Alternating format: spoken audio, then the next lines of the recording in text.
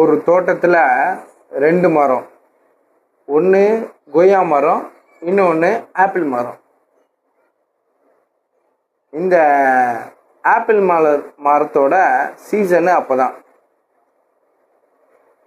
அப்போ அது ஆப்பிள் மரம் என்ன பண்ணிச்சு, நல்லா முளைச்சி ஆப்பிளாக கொடுத்துச்சு. கொய்யா மரம் என்ன பண்ணிச்சு, அதோட இலைகள்லாம் கீழே கொட்டி அப்படியே டம்மியாக நின்றுச்சு. ஆப்பிள் மரம் பார்த்து சிரிச்சிட்டான், பார்த்தியா இன்னைக்கு நான் எல்லாருக்கும் கனி கொடுக்குறேன், ஆப்பிள் கொடுக்குறேன் அப்படின்ச்சான். அது கொய்யா மரம் சொல்லிச்சான், நான் இன்னைக்கு விழுந்துட்டேன், ஆனால் நான் மறுபடியும் இப்போ நான் இருட்டில் தான் இருக்கேன், ஆனால் நான் மறுபடியும் துளிர்ப்பேன்.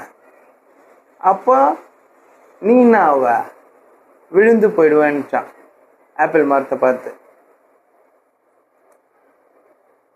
அதுக்கான வசனம் மீகா 7:8 ஆண்டவர் சொல்லியிருக்காரு, அற்புதமாக சொல்லியிருக்காரு. நான் விழுந்தாலும் மறுபடியும் எழுந்திருப்பேன், வெளிச்சமாக மாற்றுவாராம். அதே மாதிரி உங்கள் வாழ்க்கையும் இன்னைக்கு இங்கே இருளில் விழுந்து போயிருக்கலாம், என்னை போல கூட. ஆனால் நம்ம எல்லாரையும் ஆண்டவர் வெளிச்சமாக மாற்றுவார்.